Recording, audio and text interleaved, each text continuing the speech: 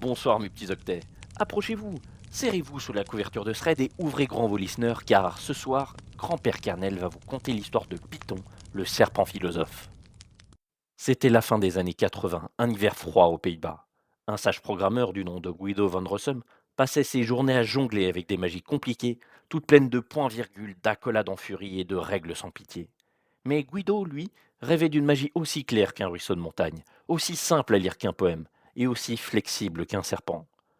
Il s'inspira d'une troupe de comédiens farceurs nommés Monty Python, et ainsi naquit Python, le serpent philosophe. Python n'était pas prétentieux, il ne criait pas, il ne bombait pas le torse, il disait simplement lis-moi et tu comprendras. Pas besoin d'hurler aux machines avec des parenthèses par dizaines, Python permettait aux petits apprentis de coder comme on raconte une histoire. Et ce fut un miracle pour les écoles, les chercheurs et tous ceux qui voulaient apprendre sans se prendre les pieds dans les nœuds de la magie.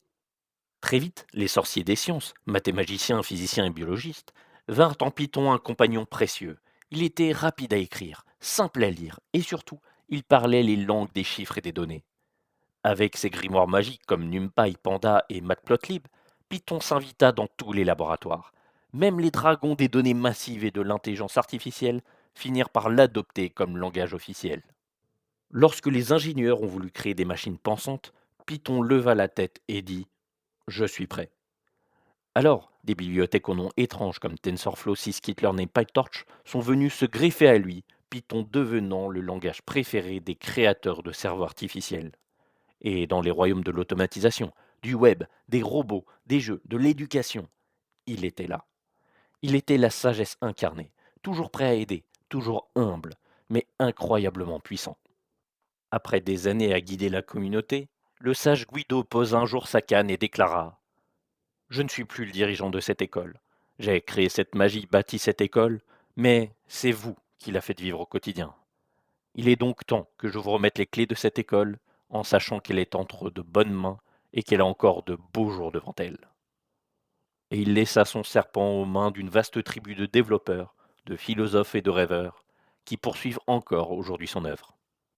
Et maintenant, Python est devenu le langage le plus aimé, enseigné dans les écoles, utilisé dans les laboratoires, les studios de cinéma, les satellites et même sur les réseaux de neurones artificiels.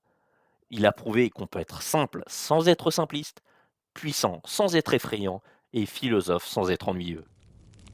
Et voilà mes petits octets, c'était l'histoire de Python, le serpent philosophe.